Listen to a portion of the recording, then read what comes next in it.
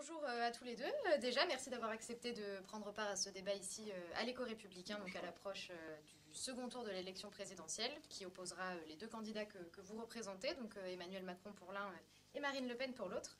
Donc à ma droite, Guillaume Kasbarian, vous êtes député La République En Marche de la première circonscription de Chartres. Vous soutenez Emmanuel Macron. Tout à fait. Bonjour. Et à ma gauche, Alexander Nikolic, vous êtes délégué départemental du Rassemblement national et conseiller régional, et vous soutenez-vous Marine Le Pen. Oui, et directeur des jeunes avec Marie. Donc nous allons aborder différents thèmes durant cet entretien, mais je vous propose de commencer donc par l'une des préoccupations majeures des Français dans ce scrutin, donc c'est celle du pouvoir d'achat.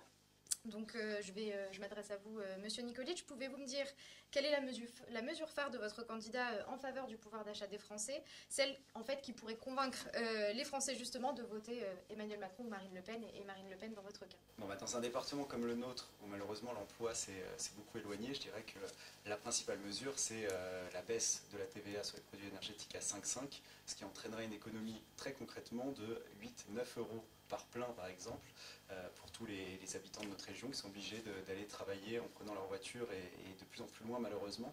On sait que certains dépensent 400 euros par exemple par mois sur le carburant. Très concrètement, ça leur fera une économie. Et si on revient sur les deux augmentations de la TICPE d'Emmanuel Macron en 2017 et en 2018, selon si on a du gasoil ou de l'essence, c'est une économie entre 18 et 28 euros par mois. Par plein. Et donc si vous calculez sur 4-5 pleins que les habitants de notre département sont souvent obligés de faire, et bien calculez l'économie de pouvoir d'achat que vous allez générer. Il y en a beaucoup des mesures en termes de pouvoir d'achat. Vous savez que c'est une des priorités de Marine Le Pen, mais si je dois en citer qu'une très concrète pour les habitants de notre région qui sont souvent obligés de prendre leur véhicule, c'est celle-là. Très bien. Écoutez, le pouvoir d'achat est effectivement une préoccupation de nos concitoyens. Beaucoup a été fait depuis 5 ans sur le sujet. Je vous rappelle qu'on a baissé de 50 milliards les impôts ces 5 dernières années. Ça a été le cas pour la taxe d'habitation, ça a été le cas pour la baisse des cotisations, ça a été le cas pour la baisse des impôts sur le revenu. Ce qui fait que le pouvoir d'achat au sein de ce quinquennat, il a progressé, et c'est l'OFCE qui le dit, et il a progressé plus que les deux quinquennats précédents.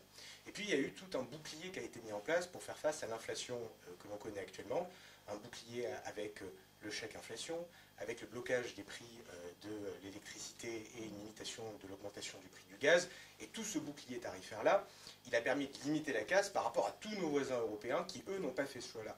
D'ailleurs, l'inflation est beaucoup plus importante chez nos voisins européens. Elle est de 8% aux Pays-Bas, en Belgique, même chose, elle est à 7-8%. Et donc, il y a eu une vraie protection qui a été mise en place.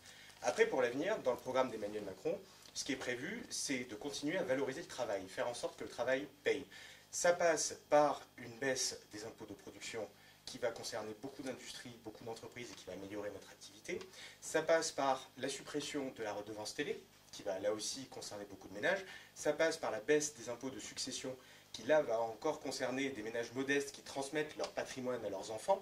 Et donc le pouvoir d'achat, il s'augmente par le travail et par là encore une continuité dans la baisse des impôts que nous avons engagée pendant 5 ans. Encore une fois, il faut que le travail paye, et la meilleure arme pour le pouvoir d'achat et pour lutter contre l'inflation, c'est le travail, et c'est le fait que le travail paye réellement avec des baisses d'impôts et une baisse de la fiscalité, ce que nous allons continuer à faire.